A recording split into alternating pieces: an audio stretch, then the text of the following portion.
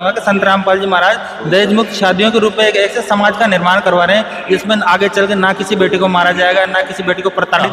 संत रामपाल जी महाराज जी की भक्ति प्रमाणित नहीं होती, इनका ज्ञान सच्चा नहीं होता ना, तो भाई इतने लोग आके नहीं जुड़ते संत रामपाल जी महाराज जी से।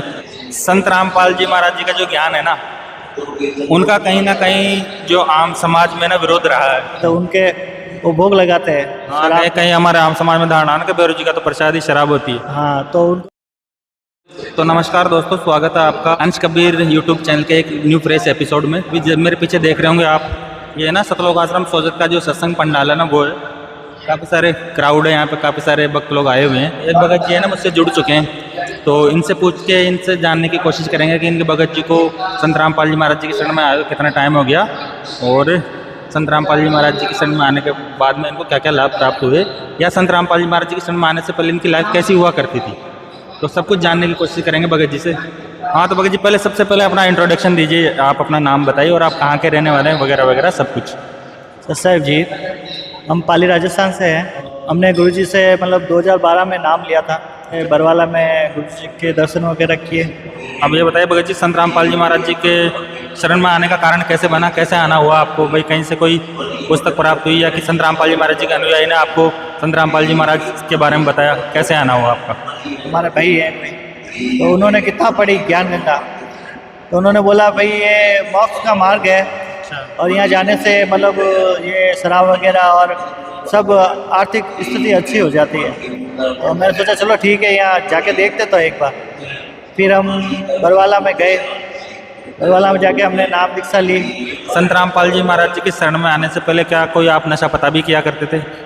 हाँ, करते थे भगत जी। जैसे हम चारण समाज से आते हैं, तो हमारे समाज में क्या है कि ये दारू वगैरह वगैरह चलते रहते हैं, क्योंकि देवी पुत्र की वजह से वो हमारे वो गुरुजी बैठते हैं मतलब देवी के पास में, तो उनके वो भोग लगाते हैं। हाँ, कहीं हमारे आम समाज में धारणा है कि बेरोजी का तो प्रसाद ही शराब होती है। हाँ, तो उनको शराब लगाते थे, दारू। तो फिर हम प्रसाद भी लेते थे, तो हम सोचते थे प्रसाद के रूप में लेते थे।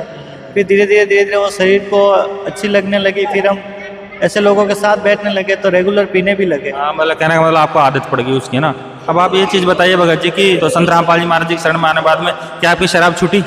हाँ, मालिक की दया से शराब वगैरह सब छूट गई, कोई दवा वगैरह नहीं लेनी पड़ी। लेकिन घर वालों ने बहुत कोशिश की, दवा भी दिलाई, सब कुछ कराया, और बड़े बड़े तांत्रिकों के पास भी ले गए, लेकिन उनसे कुछ नहीं हुआ। गुरु जी के चरणों में आने के बाद में ये सारी कुरीतियाँ छूट गई। अच्छा, मतलब संत रामपाल जी महाराज जी के शरण में आने बाद में आपने शराब भी छोड़ दी। आप थोड़ी देर पहले मुझे ये भी बता रहे थे कि आपकी भक्त मत निषेध के भी कुछ प्रॉब्लम थी, तो उसके बारे में बताइए। हाँ, तो ऐसा है कि मेरे नई शादी हुई, तो पहले एक तो ऐसे ही गिर गया, फिर एक 9 महीने का हुआ, उसको उन्होंने डिलीवरी की तो वो बच्चा रहा नहीं। फिर हमें ऐसा लगा कि यार ये क्या है, ये भक्ति इतनी करते हैं तो हमें कोई फ़ायदा तो हो रहा नहीं है। मतलब अच्छा, ये बात कब की है? जब आप संत रामपाल जी महाराज जी के शरण में नहीं आए थे, उससे पहले की बात है ना ये? हाँ। अच्छा, अब आप ये बताइए मुझे, फिर जब आप संत रामपाल जी महाराज जी के शरण में आ चुके, तो उसके बाद में फिर मैसेज को संत रामपाल जी महाराज जी की आशीर्वाद से बच्चा हुआ? हाँ, हुआ। मालिक की दया से भगतपति ने 9 सितंबर को मतलब नाम लिया, तो लास्ट महीना था, मतलब 9वां महीना चल रहा था, तो मतलब उनको ऑपरेशन हो चुका था पहले, लेकिन डॉक्टरों ने बोला था इनको बच्चा मतलब बहुत मुश्किल से होगा। तो फिर इन्होंने सोचा एक बार नाम लेके देख लेते हैं, तो हो जाए तो ठीक है। अच्छा, आपके भक्तमती जी ने? हाँ, तो फिर गुरु जी की दया से ये जिस दिन इनको प्रथम नाम मिला, उसी दिन प्रथम नाम की तारीख और वही टाइम गुरु जी की दया से हमें बच्चा प्राप्त हुआ। जो ये बच्चा हुआ तो 1 किलो का आसपास ही था मतलब, तो डॉक्टर लोगों ने बोला ये बहुत कमज़ोर है, ये रहेगा नहीं। तो मैंने सोचा यार गुरु जी की इच्छा होगी ऐसा क्या, तो मालिक की दया से आज वो 12 साल का हो चुका है और कोई प्रॉब्लम नहीं है, एक गोली भी नहीं लेता है, और चीज़ें पढ़ाई वढ़ाई में होशियार वगैरह सब है। तो यहाँ पे है ना, जिस बच्चे की बात बता रहे हैं ना भगत जी, इससे भी मिलाना चाहूँगा मैं आपको। आ जाओ भगत जी, साहिब भगत जी। अच्छा है, आप कुछ बोलना चाहोगे इनको? तो सब गुरु जी के शरण में आए, आपका कल्याण कराए। हाँ, चलिए ठीक है भगत जी, धन्यवाद, आपने बड़ी अच्छी बात बताई। आपके जैसे छोटे बच्चे भी देखेंगे ना इस चीज़ को, आपकी बोली हुई चीज़ को, तो उनको भी कहीं ना कहीं प्रेरणा मिलेगी। चलिए आपके पिताजी से बात करते हैं और, है ना। अच्छा भगत जी, अब ये चीज़ बताइए मुझे, संत रामपाल जी महाराज जी का जो ज्ञान है ना, उनका कहीं ना कहीं जो आम समाज में ना विरोध रहा है। किसी भी चीज़ को मान के देख लीजिए आप, उनके ज्ञान को मान के देख लीजिए, उनके अपने अनुयायियों को वो जो नियम बताते हैं उन नियमों को मान के देख लीजिए, किसी भी तरीके से मान के देख लीजिए। जब जब संत रामपाल जी सार्वजनिक रूप से अपने ज्ञान को बताने लगे ना, जब से है ना, जगत वाले उनका विरोधी करते हैं, पब्लिक उनका विरोधी करती है ना। तो अब आप ये बताइए मुझे कि कई लोग ऐसे बोलते हैं कि संत रामपाल जी महाराज जी अपने अनुयायियों को ना देवताओं की भक्ति छुड़वाते हैं, है जी। तो आप इस बारे में आपका क्या कहना है कि वास्तव में रियलिटी में संत रामपाल जी महाराज जी अपने अनुयायियों को से देव देवताओं की भक्ति छुड़वाते हैं? नहीं, वास्तव में गुरुजी मतलब देवी देवताओं को नहीं छुड़ाते हैं, लेकिन देवी देवताओं की सही तरीके से पूजा करने के वजह बताते। जैसे कि हम जगतों के बारे में बताते, जैसे कि जगत माता जी को गए तो नाले लेके गए, अगरबत्ती लेके गए, उनको चढ़ी, तो उससे वो फर्क नहीं पड़ता, वो तो उनका भोग लगाना होता है। लेकिन जैसे कि अपन किसी चीज़ को पुकारते हैं तो उसका नाम लेके पुकारना पड़ता है। तो गुरुजी हमारे सभी देवी देवताओं का मंत्र देते हैं, तो उससे क्या होता है, उनको डायरेक्ट प्रभाव पड़ता है, तो उससे हमें फ़ायदा भी होता है। नहीं तो हम ऐसे आम उपासना करते हैं तो वो शास्त्र विरुद्ध होती है, तो उससे हमें कोई फ़ायदा तो होता नहीं, उल्टा नुकसान होता है। तो इसलिए गुरुजी हमें ऐसा नहीं कि भगवान छुड़ाते हैं, उल्टा भगवान पकड़ाते हैं। तो इसके उपलक्ष्य में और क्या क्या आयोजन किए गए हैं यहाँ पे? बाहर से आते हैं भगत लोग, उनके लिए बढ़िया व्यवस्था की हुई है, बाहर पार्किंग की, उसका कोई शुल्क नहीं लगता है। और फिर कोई भी यहाँ आते हैं जगत के लोग तो नाम लेना चाहते हैं तो उनके लिए नाम दीक्षा फ्री है। और भंडारा तो मालिक की दया से 24 कलाक चलता रहता है। अच्छा, आपका कहने का मतलब कि यहाँ पे संत रामपाल जी महाराज जी के जो आश्रम में आते हैं उससे नाम दीक्षा के तौर पर कोई चार्ज नहीं किया जाता, निःशुल्क होता, फ्री ऑफ कॉस्ट होता, नाम दीक्षा दी जाती है जो, है ना। इसके अलावा जैसे कि हमारे समाज में ये कुरीति फैली हुई है, दहेज लेना होता है, तो ऐसा हमारे गुरुजी इसके खिलाफ है। तो हमारे जितने भी भगत लोग हैं तो यहाँ पे शादी कराते हैं, मतलब हम रमेणी बोलते हैं शादी को, तो रमेणी करवाते हैं। तो हमारे यहाँ 1 रुपया ना लेते हैं ना देते हैं। और बहन एक जोड़े में आती है तो एक जोड़े में हम वापस उनको साथ में भेजते हैं। और कुछ बहनें मतलब ऐसी होती है जिनको दहेज की वजह से मार दिया भी जाता है, तो ऐसा कुछ होता नहीं है। और गुरुजी की दया से उनको अच्छा घर भी मिल जाता है और अच्छी तरीके से रहने भी लग जाते हैं।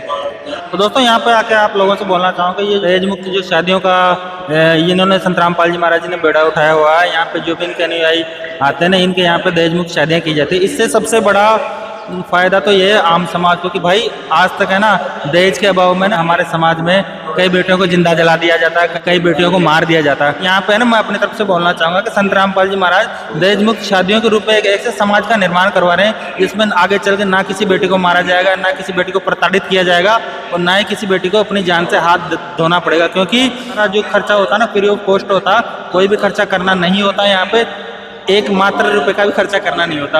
अच्छा भगत जी, अब और बताइए कुछ और क्या क्या आयोजन किए जाते हैं यहाँ पे? यहाँ पे ब्लड डोनेशन होता है, तो मतलब पाली से बांगर से आती है वो। अच्छा, ब्लड डोनेशन कैंप भी लगता है यहाँ पे, मैंने सुना भगत जी देहदान का भी होता है यहाँ पे। हाँ, कुछ भगत है जो देहदान भी करते हैं, तो हमारे बहुत से भगत देहदान कर चुके भी है और भी भगत आगे कर रहे हैं। जब मैं यहाँ पे सतलोक आश्रम में एंटर किया था ना, तो वहाँ पे गेट में मुझे भगत जी ऐसे बताया था कि नेत्रदान और दंत चिकित्सा का शिविर भी लगाया जाता है यहाँ पे। हमारे गुरुजी के जन्म स्थल पर आश्रम बना है, धनाना धाम से है, तो वहाँ पे गुरुजी की दया से नेत्रों की मतलब ऑपरेशन वगैरह भी करवा रहे हैं। अच्छा भगत जी, अब यहाँ पे आपको रोक के एक बात पूछना चाहूँगा आपसे कि आप बता रहे कि मैंने 2012 में नाम दीक्षा ली संत रामपाल जी महाराज जी, तो उस टाइम पे 2012 में संत रामपाल जी महाराज जी के कितने आश्रम हुआ करते थे? उस टाइम गुरुजी के 3 बरवाला सहित 3 आश्रम थे। अच्छा, आज 2025 चल रहा है, तो अप्रोक्स 13 साल हो चुके हैं। अब उस 13 साल में अभी रिसेंट में कितने आश्रम हैं? आज मालिक की दया से 500-600 तो हमारे नामदान है, और गुरुजी की दया से 12 आश्रम है बड़े बड़े, और सबसे बड़ा आश्रम हमारे धनाना धाम में बना है। भगत जी ने जैसा कि अभी बताया कि 2012 के टाइम पे ना एक आश्रम था सतलोक आश्रम बरवाला वाला, एक छोटा आश्रम और था करोथा वाला, वो उस टाइम पे चल नहीं रहा था, ओनली बरवाला वाला आश्रम था। अब यहाँ पे आके आप लोगों को मैं बोलना चाहूँगा कि यार 13 साल के पीरियड के अंतराल में एक आश्रम से टोटल 11 से 12 आश्रम हो चुके हैं। तो यहाँ पे मैं अपनी तरफ से बोलना चाहूँगा कि यार अगर संत रामपाल जी महाराज जी का ज्ञान प्रमाणित नहीं होता, संत रामपाल जी महाराज जी की भक्ति प्रमाणित नहीं होती, इनका ज्ञान सच्चा नहीं होता ना, तो भाई इतने लोग आके नहीं जुड़ते संत रामपाल जी महाराज जी से।